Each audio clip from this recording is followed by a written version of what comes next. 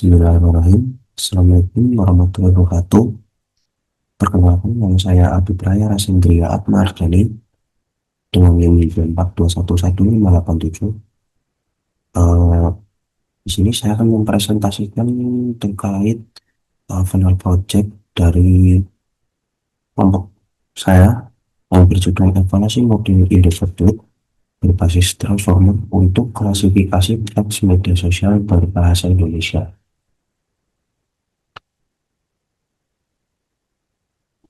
Untuk topik presentasi kali ini adalah terkait uh, ujian akhir semester bersifat individu yang dimana uh, kita mencari kelemahan ataupun kekurangan dari proyek yang kelompok kami buat, yang dimana di sini saya sudah menganalisis terkait kelemahan ataupun kekurangan dari proyek yang kami buat, yaitu yang pertama adalah ketergantungan model terhadap kualitas dan distribusi data latih.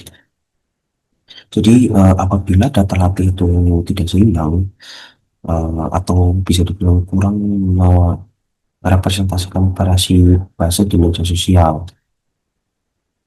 Jadi model itu nanti cenderung menghasilkan prediksi yang bias terhadap kelas tertentu. Lalu yang kedua, kebutuhan komputasi yang tinggi. Jadi proses fine tuning ini membutuhkan sumber daya komputasi yang cukup besar, terutama GPU, serta waktu pelatihan yang relatif lebih lama dibandingkan NLP konvensional. Jadi memang untuk uh, pemodelan ini memang membutuhkan spesifikasi yang cukup baik, karena perbandingan cukup lumayan signifikan antara CPU dengan GPU. Jadi bisa dibilang seperti contoh, jika menggunakan GPU itu pada proyek yang kami buat, dia bisa uh, kecepatannya 9 per detik. Kalau menggunakan CPU itu dia sekitar 0, atau sekian lah per detik. Itu lumayan cukup jauh antara perbandingan CPU dengan GPU. Lalu untuk kelemahan yang ketiga yaitu model belum optimal menangani konteks implisit. Uh, yang dimana konteks implisit yang dimaksud seperti sarkasme, ironi, atau makna ganda yang sering muncul pada teks sosial media. Lalu untuk kelemahan dan kekurangan terakhir, sifat model yang bersifat black box, yang dimana itu sulit untuk dijelaskan secara rinci alasan dibalik suatu prediksi kelas tertentu. Nah, ini untuk dari kelemahan dan kekurangan tersebut, dicarilah 5 paper atau jurnal untuk mendapatkan insight atau ide yang dapat diterapkan pada yang proyek yang kami buat untuk menutupi atau memperbaiki kekurangan maupun kelemahan yang ada pada proyek yang kami buat. Di sini saya menemukan 5 paper, uh, yang dimana paper pertama berjudul Improving the Accuracy and Effectiveness of the Classification Based on Integration of the Bird Model and Recurrent Neural Network, yang dimana ide yang dapat diterapkan yaitu menggabungkan model transformer BERT atau Indo-BERT dengan RNN seperti LSTM atau GRU untuk menangkap ketergantungan urutan kata. Untuk yang kedua yaitu integrating Indo-BERT and GRU for opinion classification on apps towards public transportation in Jakarta. Ide yang dapat diterapkan yaitu menambahkan GRU layer setelah embedding untuk Pertwit untuk memodalkan dependensi temporal di dalam teks sosial, misalnya seperti tindakan sarkasme atau urutan apa ini. Untuk paper yang ketiga yaitu Rethinking of Percentage Embedding for Text Classification. Ide yang dapat diterapkan yaitu menggunakan embedding dari token atau dari token CLS, yang dimana paper ini menerangkan arsitektur aplikasi embedding yang adaptif ditambah strategi polling dinamis untuk masukkan representasi kalimat yang lebih kaya secara semantik. Untuk yang keempat yaitu kinerja metode fine-tuning Indobart untuk klasifikasi emosi multi kelas pada teks informal bahasa Indonesia. Paper ini menekankan pentingnya processing atau pra pemrosesan eh, intensif seperti normalisasi slang, kamus singkatan, stemming sebelum fine-tuning model bahasa Indonesia. Jadi pendekatan ini tuh bisa meningkatkan kualitas representasi teks terutama eh, pada domain informal media sosial. Lalu paper terakhir yaitu a comparative evaluation of transformer based language model for topic based sentiment analysis. Nah, di mana eh, ide yang dapat diterapkan yaitu membandingkan berbagai varian model transformer seperti Alberta BERT atau Distilbert pada klasifikasi untuk melihat kekuatan dan kelemahan masing-masing. Nah, dari kelima paper tersebut, eh, di sini saya memutuskan untuk melakukan eh, melakukan pengurangan bias model terhadap distribusi kelas serta mengevaluasi sejauh mana keterbatasan model transformer dalam menangani kompleksitas konteks eh, bahasa media sosial yang dimana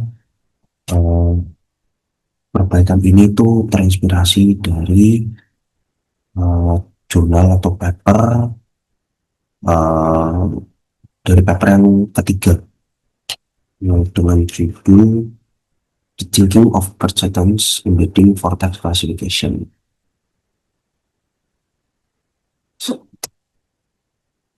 Berikut adalah eh, project atau perbaikan yang saya lakukan terhadap panel project kelompok kami.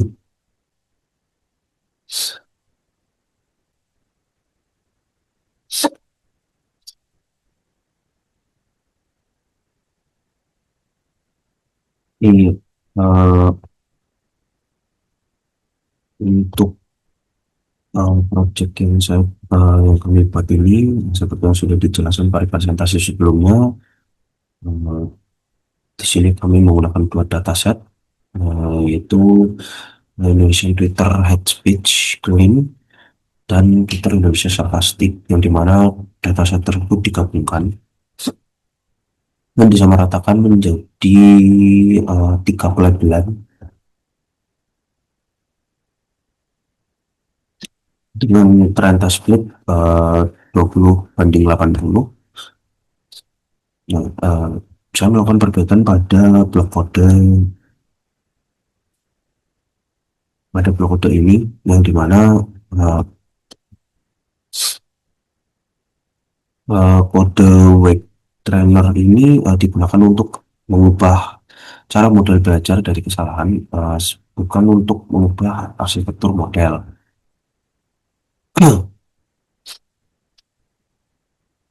Eh, yang dimana pada kode cross entropy entropy loss dengan kelas wake itu membuat kesalahan pada kelas itu minoritas dihukum lebih besar dibandingkan kelas mayoritas.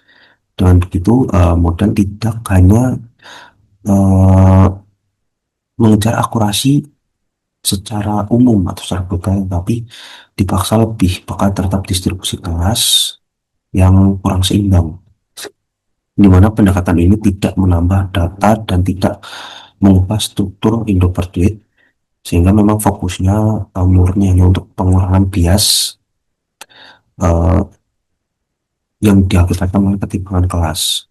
Jadi pada intinya adalah ini tuh bertujuan untuk mengurangi bias distribusi kelas seperti yang sudah saya jelaskan tadi, bukan untuk meningkatkan nilai akurasinya. Nah, ini Hmm. hasil evaluasinya yaitu eh, Model ini menunjukkan yaitu setelah pengembangan tidak mengalami peningkatan performa seperti yang sudah saya jelaskan tadi pada tujuan. Eh, jadi baik dari sisi akurasi maupun advance or hal ini mengindikasikan bahwa pengembangan yang dilakukan tidak secara langsung ditujukan untuk memaksimalkan metode evaluasi global, melainkan untuk mengurangi kecenderungan bias model terhadap distribusi kelas tertentu. Meskipun performa tidak terlihat secara numerik, hasil ini memberikan insight penting mengenai keterbatasan model dalam memahami kompleksitas bahasa media sosial, khususnya pada konteks yang bersifat implisit seperti sarkasme, ambiguitas makna, dan ekspresi non-literal. Temuan ini menegaskan bahwa permasalahan utama tidak semata-mata terletak pada strategi pelatihan yang digunakan, tapi juga dipengaruhi oleh karakteristik data dan kompleksitas konteks bahasanya yang sulit dipresentasikan secara eksplisit oleh model. Nah, selain itu, tingginya kompleksitas komputasi serta rendahnya interpretabilitas model berbasis transformer tetap menjadi keterbatasan yang perlu diperhatikan meskipun pengembangan telah dilakukan untuk meningkatkan sensitivitas model terhadap distribusi kelas.